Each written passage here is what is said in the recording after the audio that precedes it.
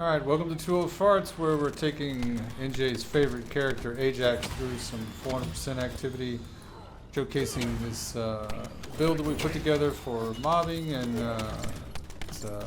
once we're done with this little showcase, we'll take you through the mods and reactors and components and everything. So sit back, relax, enjoy, and we'll see you when we're done with the gameplay.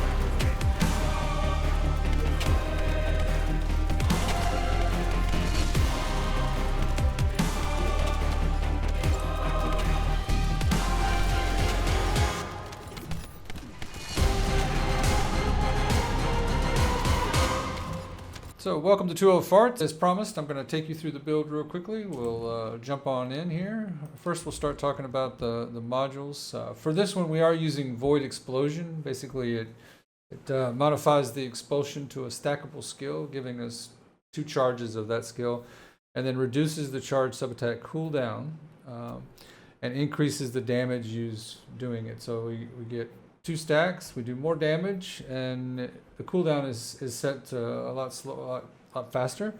And then we've added some cooldown to that. So the idea here is that we just get to spam our second ability. As you saw in the gameplay, we're able to continuously, use that skill. So it's a very powerful build for that. We have the skill on a cooldown now of 2.6 seconds from the 10 seconds that it started out with. And we've got the MP cost down from 30 to 19.4. So it's really, helped us out a little bit. We did take a little bit of hit to our skill power in doing it, and we'll talk about that. But as you can see, it's not very significant. Not that significant there. We also boosted our radius from 4 meters to 9.8 meters, which is about 250%. And then we enhanced the enhanced range radius is also from 6 meters to 14.6 meters. So that's almost again about 250%. So not quite the 300% max expandable range, but getting pretty close. Void explosions lasting from 5 to 5.5 seconds, and then sub-attack damage increase is 80%. With enhanced sub-attack damage increase at 210%. So this is a pretty massive boost to our abilities, right? So how are we getting there? Let's talk about it.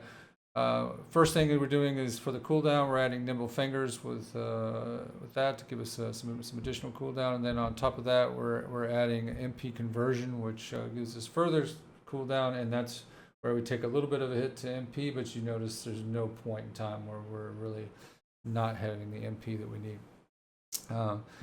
Amplification control gives us that additional skill effect range and also increases our shield. And then the next range mod we have is skill expansion, which adds 92.3% range on there as well. So these are certainly very helpful in building it out. We are using increased HP to give us a little bit of survivability, but you saw there really wasn't any time during any of those battle scenes where I was struggling with health. We have stem accelerant there to boost that HP a little bit more, and then that with another slight hit to MP, but again, it's not really affecting us. We're able to continually spam our abilities. So good survivability. To make sure we get our MP back all the time, we are using MP Collector. This, when defeating an enemy, instantly recovers 12.2% of the max MP at a 17% chance. But the number of enemies that we're killing, that chance is happening. So you can see that we were not suffering at all. We are using maximum conservation to reduce our skill cost. It does take a slight hit to the skill power modifier again, but again, you saw it's not really hurting us.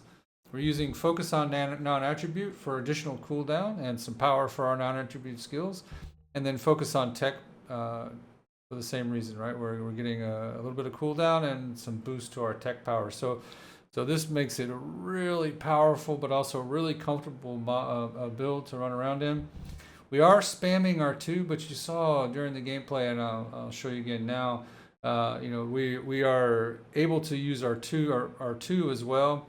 So we're spamming our 3, which is our void explosion, but then we're popping our 2 every now and then to kind of stun the enemies and give us a chance to defeat those more difficult enemies, those elites. So they're stunned, we can shoot them, reload, whatever it is we need to do, stun them again if we need to, and continually just continue stomping them until we can get them down. Obviously, the rest of the minions, they're going to die from our expulsion. The void explosion is going to totally take them out on a regular. But the more difficult enemies, using that second ability, while it doesn't do as much damage, that stun effect is pretty helpful. So that's it for the build. As far as the mods are concerned, I'm using mid-air maneuvering. You could use anything there. It is important to level it up so that you have a little bit of more room for your mods.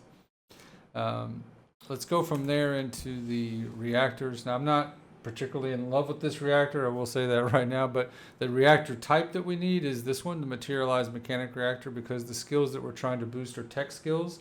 So we need the non-attribute skills here. I chose Secret Garden because Secret Garden synergizes well. We'll talk about that as we get over into that section. As far as the rolls on the bottom there, I've got skill duration up and sub-attack power. Again, these are going to help my, if I was popping my 1 or my 4, that would help those out a little bit, but really not a big help for this build. What I would rather have maybe is tech skill power boost or non-attribute skill power boost, or maybe cooldown would be good, but I was farming for this reactor for quite a while this week, and this was really the best one that I found so far. So that's the reactor. We'll talk about the weapons after we do the components. So components wise, this isn't necessarily the best fit for this. I didn't have anything that I was in love with as far as components are concerned. If you want some survivability, this is giving you max shield. This using 2-piece bravery, and then 2-piece invader is giving you max shield twice, so this is boosting your shields quite a bit. I'm focusing on MP here, so max HP on every one of these. So that's the main focus there, other than the shield, max shield, obviously giving us max shield and shield recovery. So my focus was defensive skills. So that is the way I went. You could go a different route, maybe the acrobat set, although you're not going to get skill critical hit. It's not going to help you any, because as you saw, we didn't spec into critical hit for his skills because his skill critical hit rate is about 5%. So there's really no reason to try and boost that. It's not going to be significant. So instead, we're just leaning more into the skill power itself and being able to reuse and recycle that skill as much as we can. Let's talk about the weapons real quickly. I think this weapon build is actually Dry Bear's weapon build, so shout out to him. Amazing job on those. I'm not going to reinvent the wheel there, as I've said before, but this weapon is very useful, and let's talk about why. There's 2 ways that we can utilize this. If we're popping our defensive barriers, then we could, those are dimension skills, and that would cause us to be able to recover our custom resource. So if we use a dimension skill and then shoot something, then we're gonna be able to recover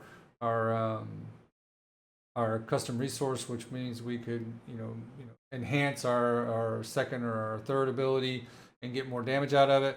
But really what we're using is tech control, because we're always spamming our 3 and our 2. We're going to get tech all the time, and so that's going to trigger pest control. Pest control has got a 50% trigger rate, and that's giving us 10-second duration, stackable 3 times to give us firearm ATK of 5% and skill power of 5%, firearm ATK per stack of 16%, and skill power stack of 16%. So we're really going to get a good boost from doing this in those 3 stacks.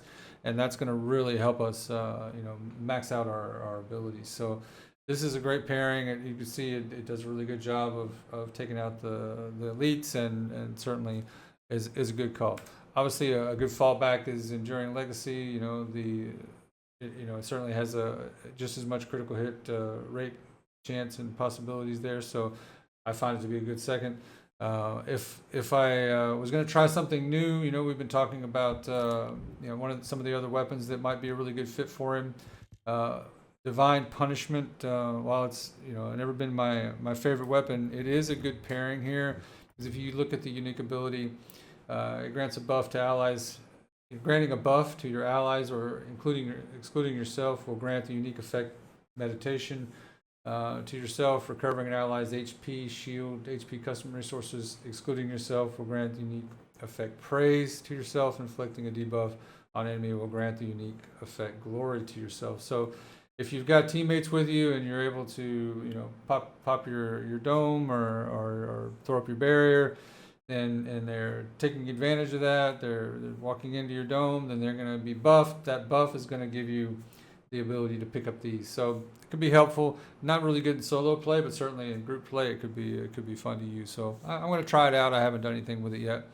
Other than that, that is the build. Thank you for watching. If you like what you've seen so far, don't forget to like and subscribe. Follow us on our other social media outlets. We really appreciate your engagement there. I'll leave you with some additional gameplay just to kind of get a look at what he can do, and we'll see you next time. Thank you. Bye-bye. Bye.